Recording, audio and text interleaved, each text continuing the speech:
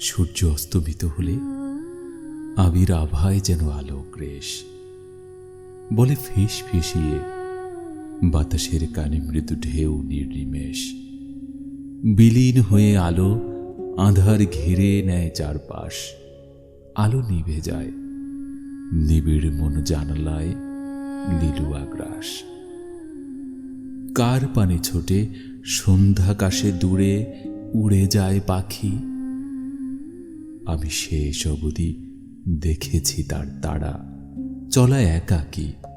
নিশ্চল পাহাড় যেমন অমন অথর্বতা অবুজ সবুজে ঢাকি। আলো ফুরালে কালো, ভেতরে ঠিক আপন সজীব সাক্ষী। এই বিরহ আবরহ জ্যোৎস্না ভেলায় রূপালী উচ্ছ্বাস।